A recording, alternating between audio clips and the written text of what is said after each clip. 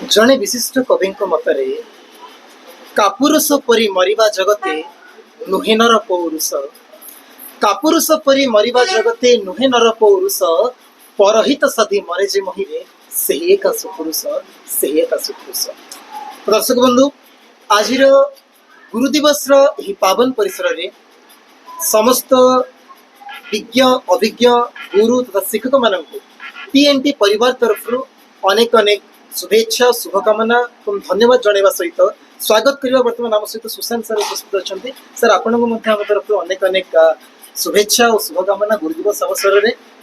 तो जो पंक्ति मुझे प्रथम कहली जब से पंक्ति क्यों व्यक्ति विशेष विशेष भाव में ग्रहणयोग्य होता है ताले सी होती आम अनुष्ठान सुशांत सर। तो आज आम गर्व और गौरवर कथा जी सर आमको किसी समय देते प्रथम बहुत बहुत धन्यवाद सर। तो आज आम से अभिज्ञ शिक्षकों ठारू जानिबा बुझापी चेष्टा करिबा जे प्रकृत पक्षे आज दिवस महत्व कौन रही। जड़े शिक्षक शिक्षकता और शिक्षा व्यवस्था संपर्क में टिके विहंगावलोकन करवा सुशांत सर जानिबा। सर प्रथम आपको स्वागत करिबा आज कार्यक्रम को। सर प्रथम प्रश्न आम तरफ जे आपण को वर्तमान अनेक लोक जानी अनेक पिला माने जानी किंतु आपणकर विगत इतिहास संपर्क में आपणकर पाठपढ़ा संपर्क में आपणकर स्कूल संपर्क में आपणकर कॉलेज कैरियर संपर्क में बोधे अन्य माने जानी ना। तो से विषय टिके हम दर्शक बंधु धन्यवाद अभिषेक। तो मो लाइफ रे मु जेतरो छोट पिला थी मु पाठ पढ़ारे बहुत वीक इवेन एमिति वीक थी माने वीक तो नथली मु पिला दिन टू टिके माने चालाकी प्रकृति रे थी किंतु मोर पाठ पढ़ारे टिके लेखिबार हवा नै।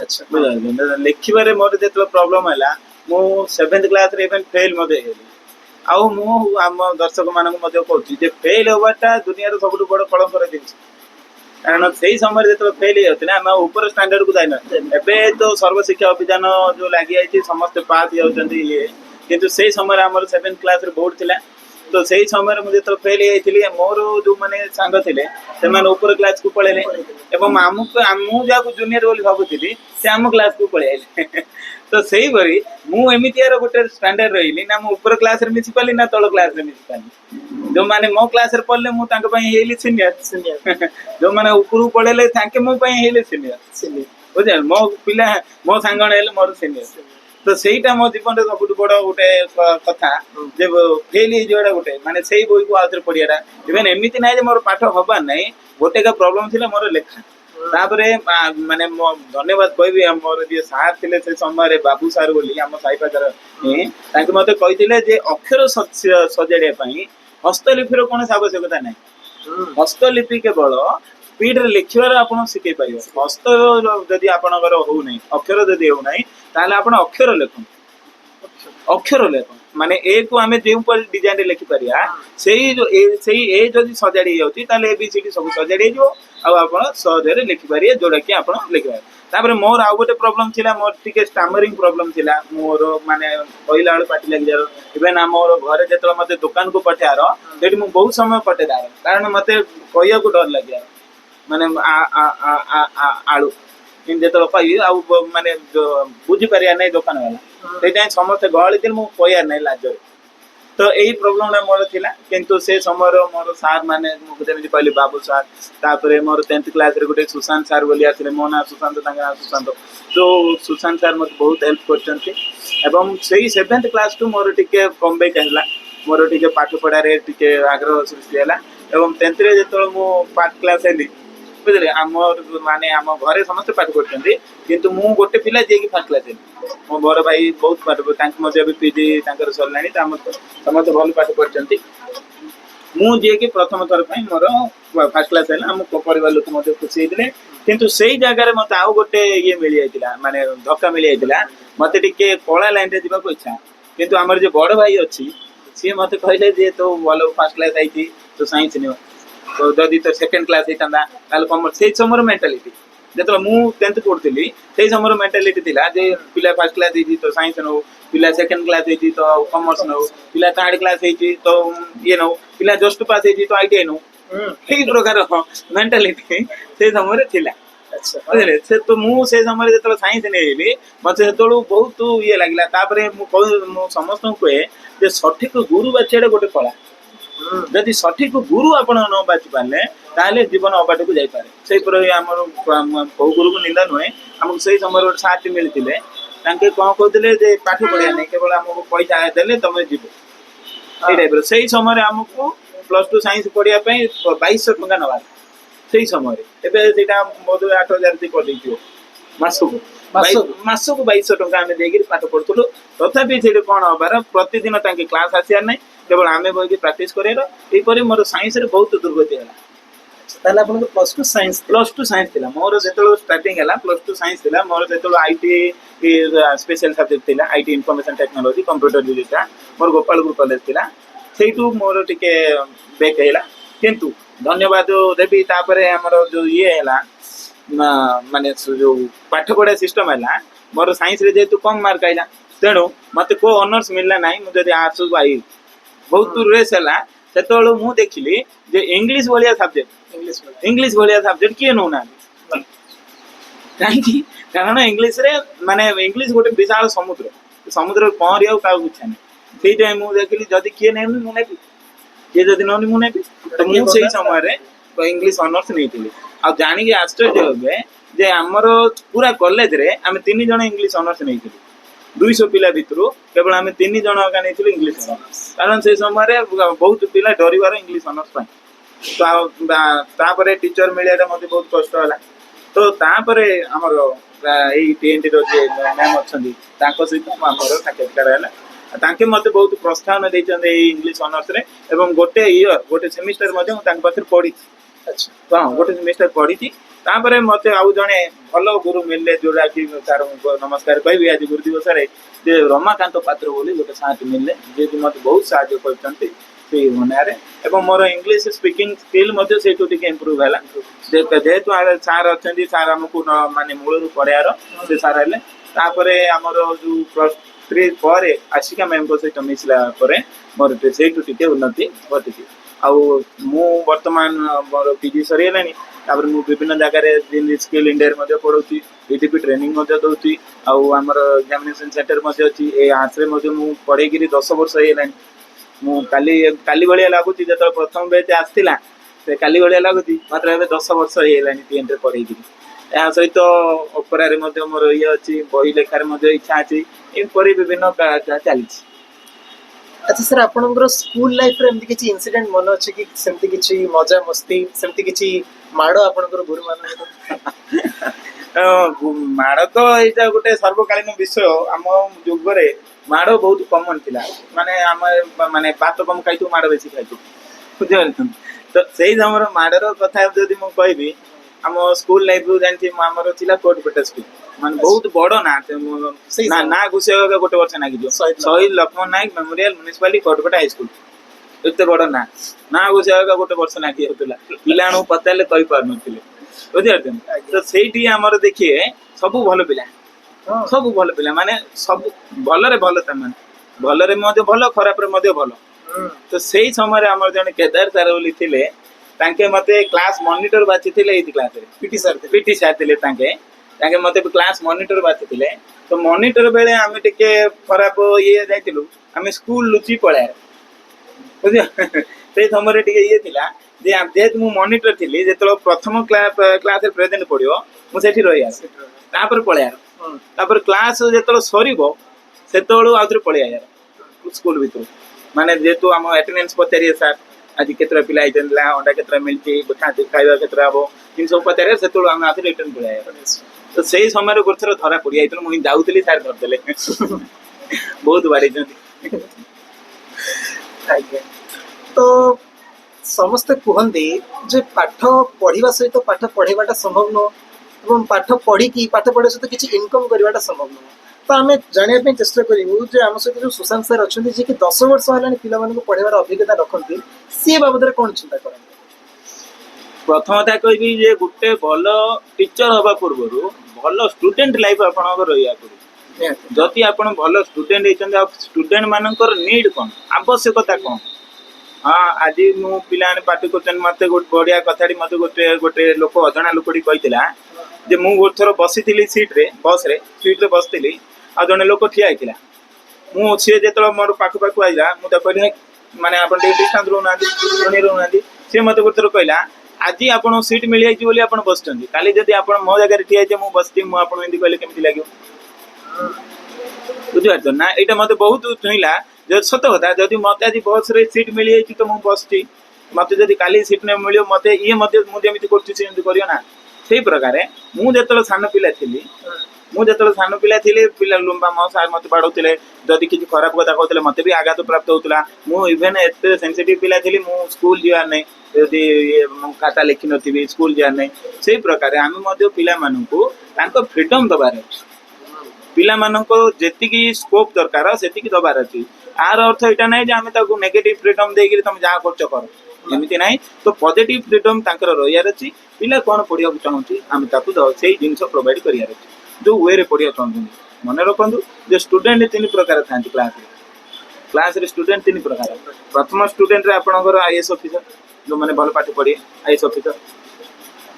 ଦ୍ୱିତୀୟ ଶ୍ରେଣୀରେ ଥିବେ ଆପଣଙ୍କର ନେତାମାନେ, ଯେଉଁମାନେ କି ଆଗକୁ ଯେତିକି ଯିବେ ପଛକୁ ସେତିକି ଯିବେ, ଭଲ ଭଲ କଥା କହିବେ, ତାଙ୍କ ପାଖକୁ ପଳେଇଲେ ତାଙ୍କୁ ବଢ଼ିଆ ବଢ଼ିଆ କଥା କହିବେ, ଆମେ ଏମିତି କରିଦେବା ସେମିତି କରିଦେବା ସେମିତି କରିଦେବା, ମାତ୍ର ପାଠରେ ଟିକେ ପଛକୁ ରହିବେ, ମାତ୍ର ସେମାନେ ମଧ୍ୟ ଚଳନି ପରୀକ୍ଷା ଟାଇମ୍ରେ ତାଙ୍କୁ ପାଠ ପଢ଼ିବେ।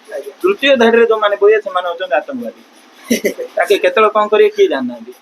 ସବୁଠୁ ଭଲ କରୁଛନ୍ତି ଏଇଟା, ମାତ୍ର ସେମାନେ ଭଲ ସାହାଯ୍ୟ କରିବେ ଆପଣଙ୍କୁ ଅସୁବିଧାରେ ପଡ଼ିଲେ, ସେମାନେ ସାହାଯ୍ୟ କରିବେ। ସେଇଥିପାଇଁ ଏ 3ଟା ଯାକ ଶ୍ରେଣୀକୁ ପାଠ ପଢ଼ିବା ଗୋଟେ ଗୁରୁର କର୍ତ୍ତବ୍ୟ। ଇଭେନ୍ ନାହିଁ ଯେ ଆତଙ୍କବାଦୀ ମାନେ ଆମ ପିଲା ନାହିଁ, ତ ସେମାନେ ମଧ୍ୟ ଆମର ପିଲା, ବୁଝିପାରୁଛନ୍ତି। ତାଙ୍କୁ ମଧ୍ୟ ଆମେ ପାଠ ପଢ଼ିବାର ଆବଶ୍ୟକ। ତାଙ୍କର ଟିଚିଂ ଷ୍ଟାଇଲ୍ ଅଲଗା, ନେତାମାନଙ୍କ ଟିଚିଂ ଷ୍ଟାଇଲ୍ ଅଲଗା, IAS ଅଫିସର ମାନଙ୍କ ଟିଚିଂ ଷ୍ଟାଇଲ୍ ଅଲଗା। ଏ ସମୁଦାୟକୁ ଧରି ଆମକୁ ପାଠ ପଢ଼ିବାର ଅଛି। ତ ସୁଶାନ୍ତ ସାର୍ କ'ଣ ଭାବନ୍ତି ତାଙ୍କର ଯେଉଁ ଫାର୍ଷ୍ଟ ଟିଚିଂ ଏକ୍ସପିରିଏନ୍ସ ବିଷୟରେ କିଛି ମନେ ଅଛି କି ସାର୍ ଆପଣଙ୍କ ଫାର୍ଷ୍ଟ ଟିଚିଂ ବିଷୟରେ? ମୁଁ ଯେତେବେଳେ ପ୍ରଥମ ପାଠ ପଢ଼ିବା ଯାଇଥିଲି ମୁଁ ଏଜ୍ ଏ ପାର୍ଟ ଟାଇମ୍ ଟିଚର ପାଠ ପଢ଼େଇଥିଲି। ଆଜ୍ଞା। ପାର୍ଟ ଟାଇମ୍ ଟିଚର ମାନେ କ'ଣ, ମାନେ ଗୋଟେ ଟିଚର ପାଠ ପଢ଼େଇ ଦେଇଛନ୍ତି, ଆମେ ସେଟାକୁ ରିଭିଜନ କରିବାକୁ ପଡ଼ିବ, ବୁଝିଲେ। ସେ ସମୟରେ ମୋତେ ରାତି ନିଦ ହେଇନଥିଲା, ମୁଁ କାଲି ଯାଇ କ'ଣ ପଢ଼େଇବି। ମୋ ସତରେ ନିଦ ହେଇନଥିଲା ଯେ କାଲି ଯାଇ ମୁଁ ପଢ଼େଇ କ'ଣ। ମୁଁ ଚେୟାରରେ ବସି ପ୍ରଥମ ଥର ପାଇଁ ପିଲାମାନଙ୍କ ଆଗରେ, ଏଇଟା ମଧ୍ୟ ଗୋଟେ ନୂଆ ଜିନିଷ। ସେଇ ଯେଉଁ ଚେୟାରରେ ବସିବା ପିଲାମାନେ ଆଉ ଭଲ କୋପରେଟିଭ୍ ପିଲାମାନେ ଯଦି ମିଳିବେ, ପ୍ରଥମ ମୁଁ ବହୁତ ନର୍ଭସ୍ ଥିଲି ମଧ୍ୟ। ଆଉ ଯେତେବେଳେ ବହି ଧରିଥିଲି, ପ୍ରଥମ ବହି ଧରିଥିଲି, ମୋତେ ଓଡ଼ିଆ ପଢ଼ିବାକୁ ଦେଇଥିଲେ, ବହି ଧରିଥିଲି, ସେତେବେଳେ ମୁଁ ଦେଖିଲି ଯେ ବହି ପଢ଼ିବାଟା ବହୁତ କଷ୍ଟ। କାରଣ ଆପଣ ନିଜେ ବୁଝିବା ଆଉ ନିଜର ଭାବନାକୁ ଅନ୍ୟ ଭିତରୁ ଟ୍ରାନ୍ସଫର କରିବାଟା ବଡ଼ କଷ୍ଟ। ପାଣି ପିଇବା ଭିତରେ ଫରକ ଅଛି, ଆମକୁ ପିଇବାକୁ ପଡ଼ିବ। ଧନ୍ୟବାଦ ସାର୍। ଆଉ ଅନେକ ବହୁତ କମ୍ ଜଣ ବୋଧେ ଜାଣିଛନ୍ତି ଯେ ସୁଶାନ୍ତ ସାର୍କୁ ପ୍ରାୟ ସେମାନେ ଟିଚର ଭାବରେ ହିଁ ଦେଖନ୍ତି, କିନ୍ତୁ ବହୁତ ଅଳ୍ପ ଲୋକ ବୋଧେ ଜାଣିଥିବେ ଯେ ସୁଶାନ୍ତ ସାର୍ଙ୍କର ପାଖରେ ପ୍ରାୟ ଯେତିକି ଗୋଟେ ମଣିଷ ପାଖରେ ଗୁଣ ରହିବା କଥା ଅଲମୋଷ୍ଟ ସବୁ ପ୍ରକାର ଗୁଣ ସାର୍ ଆପଣଙ୍କ ପାଖରେ ଆମେ ଦେଖିବାକୁ ପାଇଛୁ।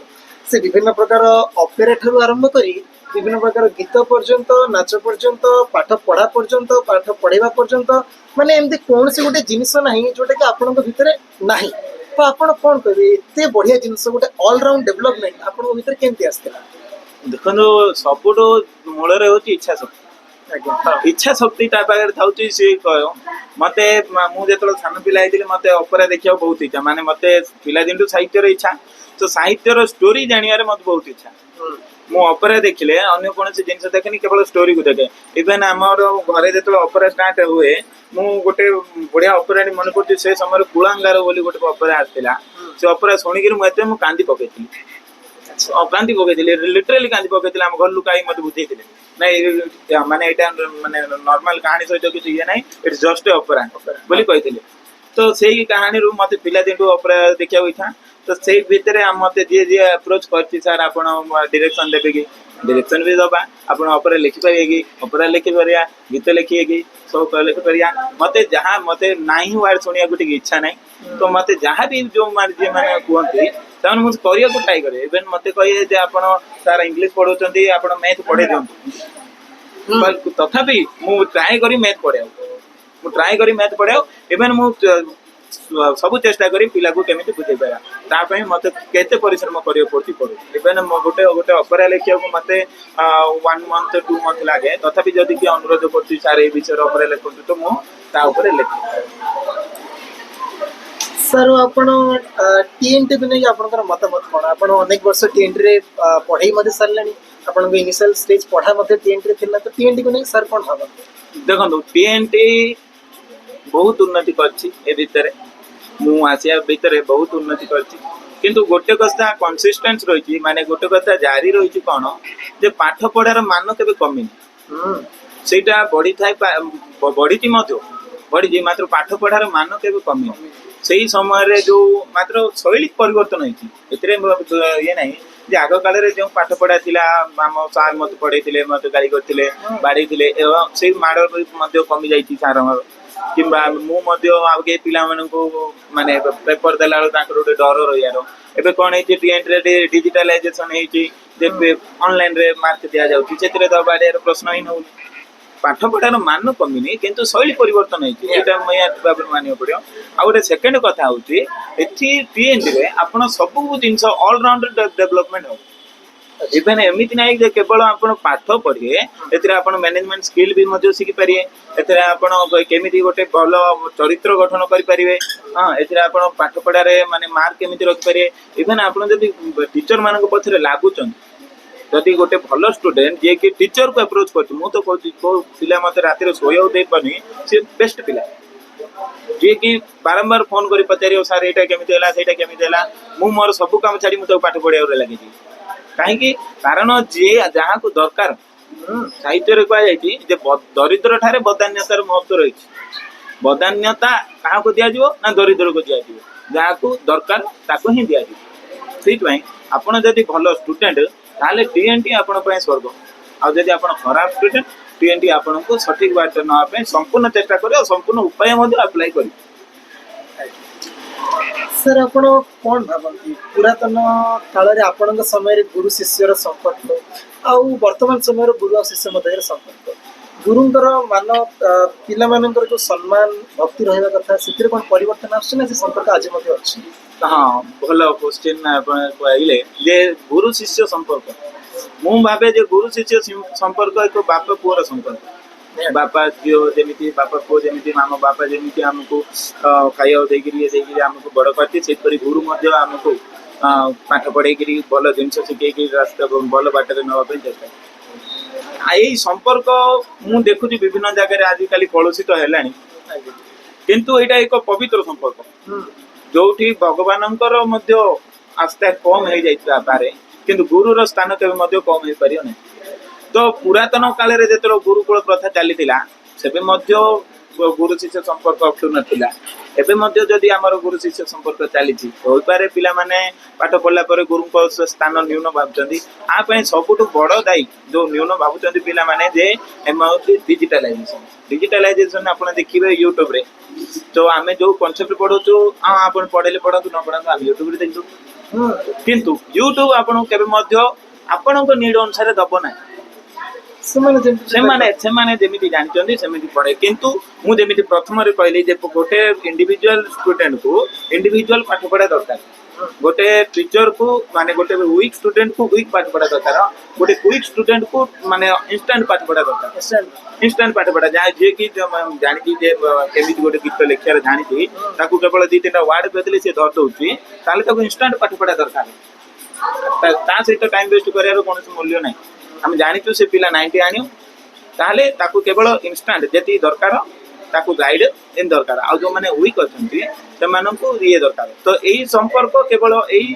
प्रथा केवल गोटे गुरु आगा दी पारी कोनोसी शिक्षक दे पारियोनी कोनोसी बड़ भाई दे पारियोनी कोन दे पारे आपण को कोन शास्त्र रे कहैते जे भीमर बळ कुंती जणा भीम केती खाइयो कुंती जणा अर्जुन केती खाइयो कुंती जणा कारण माँ जेमिति जानी सुनी दिए बापा जेमिति जाने जे पिलार पेंट चिरीगलानी पिलार सार्ट चिरीगलानी ताको नुआ सार दवा सेपरि गुरु माने मध्ये तार शिष्य माने ये करन तो आजिकली रो गुरु प्रथा मु तो कहबिनी खराब बोली बुझले आज मध्ये भल चलती से समय मध्ये भल थिला किंतु आजिकली रो गुरु शिष्य संपर्क टिके आधुनिकता आड़ जते बेले गति करती टिके न्यून हो जाउची हमको ताको जानियार अछि जे गुरु सदा सर्वदा नमस्य आपण से गुरु जोठी थाउची त जे अवस्था रे थाउची त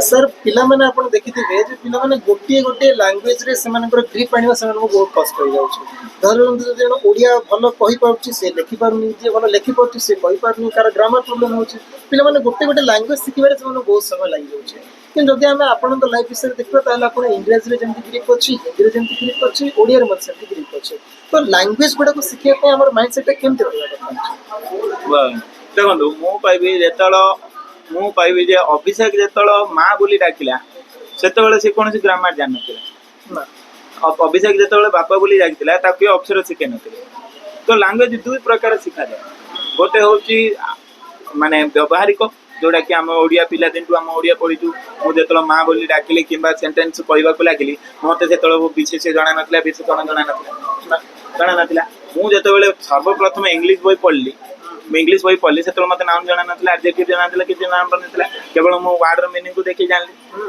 तो लैंग्वेज जेकोसी लैंग्वेज को आम दुई प्रकार पढ़ी पार बुझीपर प्रथम हूँ व्यवहारिक जोटा कि आम प्रतिदिन जब कन्वर्सेशन करुचे परस्पर भितर कथा होते आम कर किंतु जदि आप ये गोटे लैंग्वेज को शिखापी से लोक मान मेंटालिटी को नबार अच्छे जदि मत इंग्लिश पढ़ियार अच्छी so you have to feel like a English man feel आने पड़ो फील जदि गुप्तर पलि आइला इजिली आप निश्चय कर कारण जदि कहती पारा गोटे छोटा चलो केमी जदि तार गोड़ भल होगा तो सी तथापि चली पाऊँ तो धीरे धीरे चलिए शिखे इंग्लिश कहुई broken English is the pillar of spoken English सर्वप्रथम ब्रोकेन इंग्लिश आरंभ करिए तापर जाइए आप इंग्लिश भल शिखि पारे आपड़ जदि हिंदी देखिए मु हिंदी मुवी देखिए हिंदी शिखी जाइए अच्छा हाँ संस्कृत देखिए संस्कृत मु हिंदी पढ़ला पर जो हिंदी मत आला आप देखिए ओडिया रो प्यूरेस्ट फॉर्म अच्छी संस्कृत ओडिया प्यूरेस्ट फॉर्म जो हिंदी रो प्यूरेस्ट फॉर्म कारण संस्कृत रू ओडिया बाहर प्राय भाषा संस्कृत जमी आप देखिए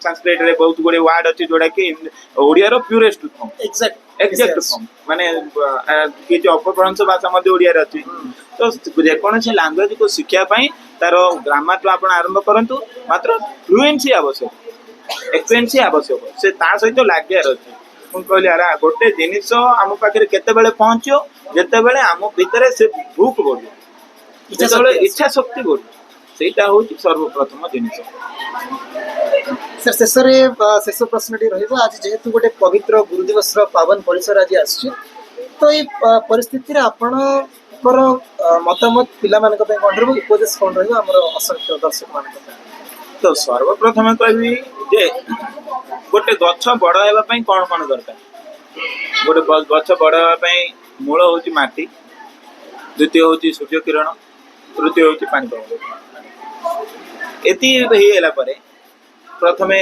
जो ये माने पानी दियंती जे तार ओनर थाउती से पानी दियंती तापरे सी निजे पाठ पढ़िया शिखे तो गोटे पिलाटी जिते बड़े पाठ पढ़िया न शिखी थाउची तांको बापा माँ को कर्तव्य होती प्रथमे सुसंस्कार प्रथमे तांको व्यवहार शिखेबा आवश्यक बुझापी जदि आप कौन अतिथि घर को जीवे देखिए जदि बाथरूम क्लीन अच्छी ताहले से घर सब क्लीन थी बुझिपार सत कथा ये सत कथा जिते बड़े आप प्रथम क्या घर जाऊँगी नॉर्मल जिन देखिए पिला माँ घर केमियार ताले आप प्रथम चप्पल स्टैंड टी देखिए बाथरूम टी देखिए घर में अड़ंदू अच्छी ना नहीं देखिए ये गुड़ाक देखिए से प्रकार गोटे पिला भल ना केमी जानिए तार बड़ लोक मान व्यवहार केमी सान लोक मान व्यवहार केमी इंस्टांट व्यवहार अच्छी ना व्यवहार लंग टर्म अच्छी यहीटा इम्पोर्टाट जो मैंने देखिए प्रथम थर देखिए आज्ञा आज्ञा आज्ञा कहिए पचर आउट किसी एक मिनट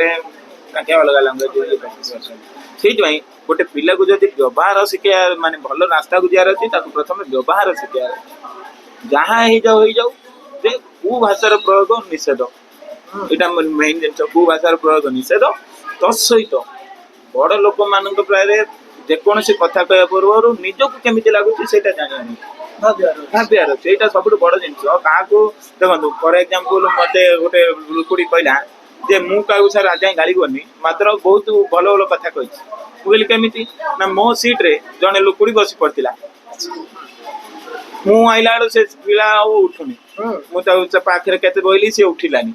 ତ ମୁଁ ତାକୁ ଯଦି ଏମିତି କହିଥାନ୍ତି ତୋ ବାପା ସେଇଠି ବଇ ପଡ ଏମିତି କହିଲି ତ ଖରାପ ଲାଗିଥାନ୍ତା। ମୁଁ କହିଲି ଏମିତି ମୁଁ କହିଲି ମୁଁ କଣ କହିଲି ତାଙ୍କ ବାପାଙ୍କ ନାଁ କଣ ନା ଆମ ବାପା ନାଁ ମୋହନ। ତ ମୁଁ ଯାଇ କହିଲି ଆଜ୍ଞା ଏଇଟା ମୋହନ ଆଜ୍ଞାର ସିଟ୍ ନାହିଁ, ହୁଁ ଏଇଟା ମୋ ସିଟ୍। ତ Direct କାଇଁ ଗାଳି direct କାଇଁ କହିବେ ଯାହାକି ହୃଦୟକୁ ବାଧ୍ୟ ଧୀରି କହିବେ ଭଲ ଭାବରେ ଯଦି ଭଲ ଭାବରେ ବୁଝାଏ କହିବେ ତାହେଲେ ବୁଝିବା। ତ ଏଇଟା ହିଁ ଜୀବନ ବଞ୍ଚିବାର ପ୍ରୟାସ। ବଡ ଲୋକମାନଙ୍କୁ ସମ୍ମାନ, ସାନ ଲୋକମାନଙ୍କୁ ସ୍ନେହ ଯୋଉ ଦେଇପାରୁଛି ତାହେଲେ ବ୍ୟବହାର ଉତ୍ତମ ହବ, ଜୀବନରେ ନିଶ୍ଚୟ ସକ୍ସେସ୍ ପାଇବ। ବହୁତ ବହୁତ ଧନ୍ୟବାଦ ସାର୍। ତ ସାର୍ କୁ ଯେମିତି ଆମେ ଶୁଣୁଥିଲେ, ଯଦି ଆମେ ପରିଶେଷରେ କିଛି ସମରି ଆଡକୁ ଯିବା, ମୁଖ୍ୟାଂଶ ଆଡକୁ ଯିବା, ତାହେଲେ ଏଇଆ ଆମକୁ ବୁଝିବା ପାଇଁ ମିଳିବ ସୁଶାନ୍ତ ସାର୍ଙ୍କ ଜୀବନରୁ ଯେ ଜୀବନରେ ଏମିତି ଖରାପ ପରିସ୍ଥିତି ବହୁତ ଥର ଆସିବ ମଧ୍ୟ, କିନ୍ତୁ ସେଇ ଖରାପ ପରିସ୍ଥିତିରେ ଭାଙ୍ଗି ନ ପଡ଼ିକି ଆଗକୁ ବଢ଼ିବାର ମନ ଭିତରେ ଇଚ୍ଛା ଶକ୍ତି ଆଣିବା ପାଇଁ ପଡ଼ିବ। ଯେମିତି ସାର୍ କହୁଥିଲେ, ସବୁଠୁ ଯେକୌଣସି ଭାଷା ଶିଖିବା କଥା ହଉ, ପାଠ ପଢ଼ିବା କଥା ହଉ, ଜୀବନରେ ଆଗକୁ ବଢ଼ିବାର କଥା ହଉ, ସବୁବେଳେ ସବୁ ମଣିଷ ସକ୍ସେସ୍ ପାଇପାରିବ ଯଦି ତା ପାଖରେ ପ୍ରଗାଢ଼ ପରିମାଣରେ ଇଚ୍ଛା ଶକ୍ତି ଅଛି। ତ ଇଚ୍ଛା ଶକ୍ତି ବଳରେ ସବୁ କିଛି ସମ୍ଭବ। ତ ସେଇ ସାର୍ଙ୍କୁ ଅଶେଷ ଧନ୍ୟବାଦ ଦେବା ଆମ TNT ପରିବାର ତରଫରୁ। ଧନ୍ୟବାଦ ସାର୍। ଏବଂ ତ ଦର୍ଶକ ବନ୍ଧୁ, ଇଏ ଥିଲା ସୁଶାନ୍ତ ସାର୍ଙ୍କର ଜୀବନର ଜର୍ଣ୍ଣି ବିଷୟରେ। ତ ମିଶିବା ଅନ୍ୟ ଏକ ନୂତନ ଅଧ୍ୟାୟରେ ଅନ୍ୟ ଏକ ନୂତନ ବିଷୟବସ୍ତୁ ମାଧ୍ୟମରେ। ସେତେବେଳେ ପର୍ଯ୍ୟନ୍ତ ରହୁଛି, ନମସ୍କାର।